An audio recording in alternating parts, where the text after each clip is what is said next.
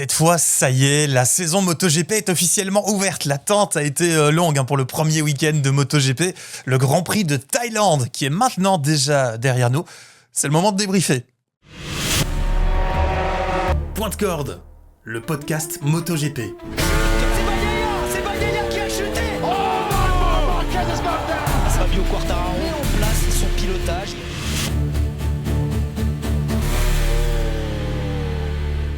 Bienvenue pour ce nouveau podcast, je suis ravi de vous accueillir. Continuez à vous abonner, ça me fait énormément plaisir. Sur YouTube, vous êtes de plus en plus nombreux, il y a le pouce bleu, c'est con. Je sais, c'est un truc d'influenceur, mais n'empêche, ça m'aide énormément à faire découvrir mes vidéos, donc je vous le demande.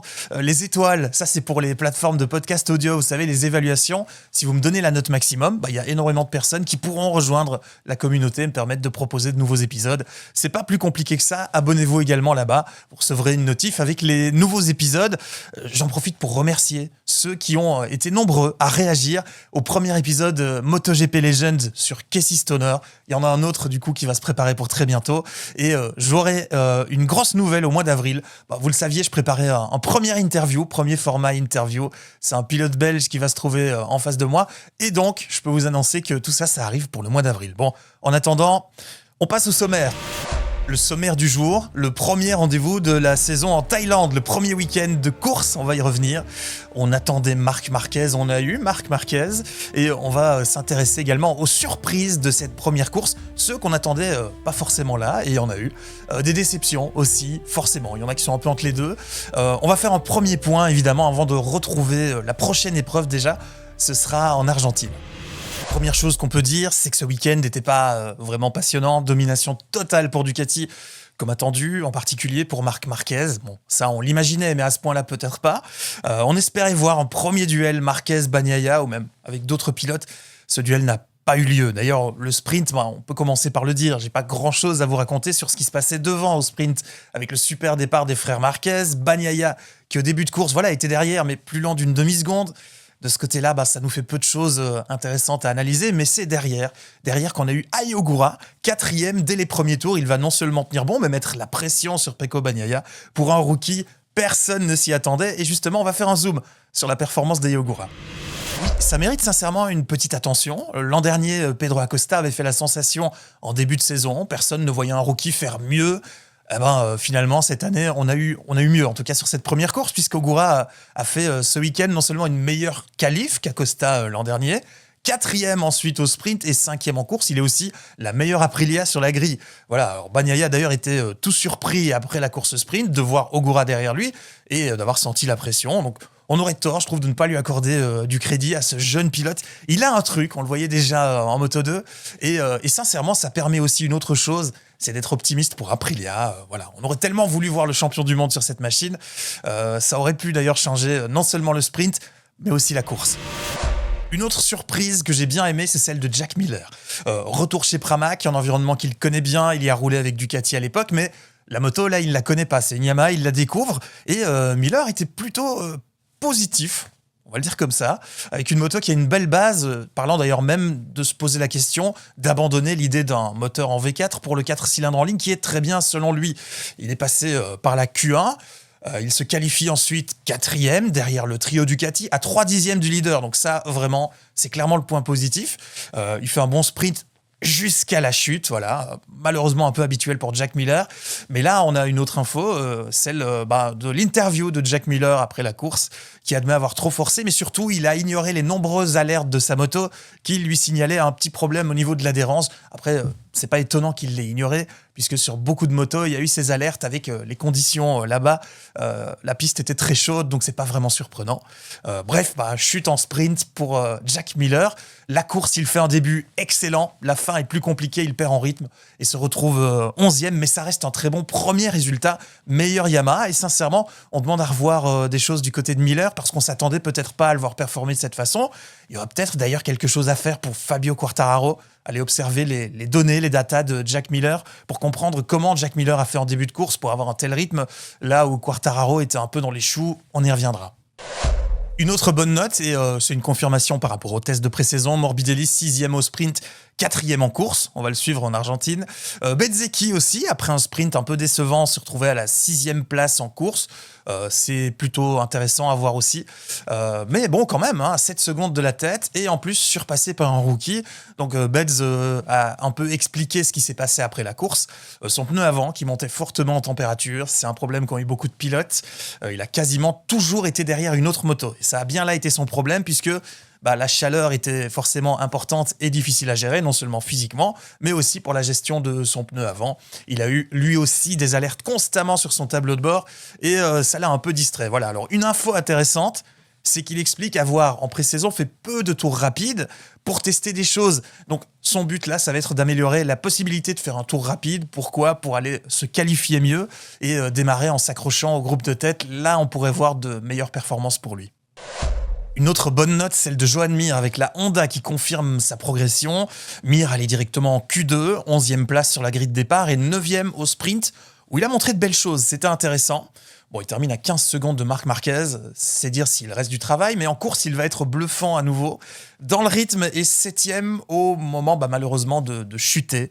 On a une explication qui a été donnée par Joan Mir. Il aurait été déconcentré par une brûlure à la jambe. Brûlure assez sérieuse. Et c'est pas le seul pilote à s'être plaint des brûlures, notamment et des conditions là-bas à Buriram. La Honda a apparemment chauffé particulièrement fort. Et ça a été donc compliqué. On a vu une photo d'ailleurs de Alex Rins qui lui était brûlé à l'intérieur de la cuisse. Au sprint aussi, Di Giannantonio lui a carrément quitté la piste et abandonné, brûlé aux mains, aux jambes et même au cou. Donc on se rend compte que les conditions étaient vraiment compliquées. Et là, Di Gian n'ayant plus aucune chance de prendre des points, il a décidé de quitter la piste. Une autre satisfaction chez Honda, c'est Johann Zarco, arrivé directement en Q2. On s'y attendait pas, on savait que ça allait un peu mieux, mais voilà. Qualifié 12e, il va terminer le sprint juste derrière les points, dommage. Mais en course, ça va être beaucoup mieux. 7e place au classement final. À un tour de plus, sincèrement, je pense qu'il pouvait aller chercher la 6e place. Mais comme beaucoup de pilotes, il a admis avoir eu très peur de craquer avec le rythme et la chaleur. Donc il a joué la gestion. Après 10 premiers tours compliqués, il a fait une super fin de course. Donc c'est une stratégie à l'intelligence qui, quand ça lui a permis de retrouver un peu de vitesse et un peu de forme par rapport aux autres pilotes, lui a permis également de faire une belle remontée. Zarco fait là son meilleur résultat avec Honda et il est dans ses objectifs. Bon, on est moins à la fête du côté de l'autre Français, Fabio Quartararo, qui pourtant avait bien commencé dans le rythme et directement en Q2. On était optimiste, qualifié 10e. Le sprint était correct, intéressant, avec une 7e place. Sincèrement, l'an dernier, on s'en serait souvent contenté. Mais malgré tout ça, le week-end a été compliqué pour Quartararo, qui avait déjà, lors des tests hivernaux à Buriram, parlé de problèmes avec le pneu avant. Ça a continué tout ce week-end. Pas de solution trouvée. Et en course, en plus de ça, le pneu arrière a aussi commencé à poser problème, ce qui fait que cette course devient une course à oublier. On a rapidement vu le pilote français à la 19e place. Il va remonter jusqu'à la 15e. Bon, c'est un petit point. Mais voilà, j'ai la déclaration d'ailleurs de Fabio Quartararo, je vous la lis. Clairement, dans les premiers tours, on avait vraiment du mal avec le pneu arrière. Le pneu avant, on le savait, mais on ne pensait pas que ça allait être aussi compliqué avec le pneu arrière. Dès le tour de chauffe, on avait un peu la stratégie de le chauffer, de le pousser dès le début, mais je n'arrivais même pas à tourner pendant 2 ou 3 tours, c'était assez difficile. On comprend que Fabio Quartararo a vécu un peu l'enfer dans cette course de Buriram. Un peu plus décevant, selon moi, la performance de Pedro Acosta. Pourtant, pas si mal à la base, qualifié 7e, au sprint 6e, avec une belle bagarre entre coéquipiers avec Brad Binder. La course, un peu dommage, Acosta chute dès le 4e tour alors qu'il était 9e, mais on sentait que ça ne fonctionnait pas. Acosta voudrait mieux comprendre la moto, il attend les datas parce qu'au niveau des pneus, jamais on arrive à amener ces pneus dans une fenêtre qui permet de les faire fonctionner de façon optimale. Binder, de son côté, finit 8e. Bon, KTM doit proposer mieux. De son côté, lui, Binder regrettait son choix de pneus. Mais voilà, terminait sur une note positive en étant satisfait du résultat dans des conditions un peu difficiles. Mais c'est clair qu'on a vu KTM se chercher. Donc voilà, au revoir. Du côté de Pecco Bagnaia, j'ai envie de dire quand même petite déception. Alors, pas spécialement de déception de Bagnaia, mais plutôt du fait qu'on n'a pas eu le duel espéré entre Marquez et Bagnaia. Marquez était au-dessus. Pecco, au langage corporel, semblait résigné. Alors, je pense pas qu'il soit résigné. Je pense qu'au test hivernaux, ici, à Buriram, il avait compris que c'était compliqué. Que du coup, le constat, c'était que ça restait compliqué ici dans ce week-end de course et que plutôt que de forcer, il a, je pense, assuré en espérant trouver des solutions pour retrouver le rythme de Marquez dans les prochains week-ends de course, ce qui serait assez intelligent de sa part plutôt que d'aller perdre des points en essayant de surpiloter. Bon, il était réaliste, je vous lis la déclaration de Pecco. J'ai essayé, mais j'étais comme au cinéma, j'étais là derrière, j'ai essayé de les rattraper et je n'ai pas pu. Il y a eu cet incident aussi plus tôt dans le week-end, forcément il faut que je fasse une parenthèse là-dessus. Bagnaia qui a dû passer par la Q1, c'est un peu injuste. Alors d'abord, il a été gêné par Morbidelli pendant son tour rapide. On va rien dire sur cette mauvaise habitude de Morbidelli, mais bon, c'est pas le plus grave. En fait, le problème, c'est que Bagnaia a été victime d'un cafouillage de drapeau jaune dans son tour, le tour qu'il qualifiait pour la Q2. Ce tour a donc été annulé, alors que la direction de course a ensuite avoué que c'était une erreur humaine. Sauf que le problème, c'est que dans le règlement, rien ne permet, malgré l'erreur humaine, de valider le tour rapide de Pecco Bagnaia. Du coup, ce tour est annulé et il passe par la Q1 de façon... voilà, c'est injuste, donc je pense que tout le monde sera d'accord que il y a quelque chose à faire, je sais pas. On peut changer peut-être cette règle d'une façon ou d'une autre. Il va y avoir une exception qui peut être créée parce que là, clairement, ce qui aurait dû se passer, c'est que ce tour soit finalement validé par la direction de course. C'est un peu ridicule. Bon, en termes de résultats, je pense pas que ça aurait changé énormément la course. Marquez était au-dessus. La question maintenant, est-ce que Pecco va avoir du répondant? Est-ce qu'il va aussi trouver des solutions? Parce que c'est sûr qu'on va travailler dans ce sens-là. Va falloir réagir très vite parce que sinon, cette saison, pour nous, risque de devenir d'un ennui mortel. Je veux dire qu'on soit fan de Marquez ou non d'ailleurs. Ce sera beau de le voir gagner, mais s'il part devant et qu'il se passe rien, voilà, c'est pas vraiment ce qu'on veut. Voilà. Pour terminer, vous vous en doutez, on va rester chez Ducati. Ils ont un peu fait course ensemble, donc je vais en parler en duo, les frères Marquez. Alex qui confirme sa forme hivernale, très bien, signant la première position sur la grille. Voilà. Super sprint d'Alex Marquez qui finit second. Alors, il n'aurait pas pu jouer la victoire, mais un très bon second. Et puis en course, il a remis ça. Et puis les circonstances ont fait qu'il a même mené une grosse partie de la course sans regret à l'arrivée, puisqu'Alex Marquez disait avoir trop détérioré son pneu arrière pour finalement suivre Marc après son dépassement. Donc bref, pour lui, c'était le week-end parfait, à peu de choses près. Autre week-end absolument parfait, c'est celui de Marc Marquez. Il a survolé le sprint, la course également. Donc, je vais éviter les détails inutiles. On va tout de suite aller sur ce moment étonnant qu'on a vu en se demandant mais tiens, qu'est-ce qui peut se passer? On a cru un problème. Marquez se relève, perd de la vitesse et laisse passer son frère. Rapidement, on comprend que c'est ce qu'on a déjà vu, la gestion de la pression du pneu avant. Alors pour ceux qui ne le comprendraient pas, en fait, c'est très simple. La pression du pneu avant, il y a un minimum à respecter pour 60% de la course. Je pense que de mémoire, c'est 1,8 à vérifier. Si ce n'est pas le cas, il y a une sanction qui est attribuée et on parle de 16 secondes. Autant dire qu'avec 16 secondes, la course est ruinée. En étant devant, Marquez avait un pneu qui chauffait forcément moins. Du coup, la pression a baissé et un témoin s'est allumé sur sa moto, ce qui l'exposait à cette fameuse sanction.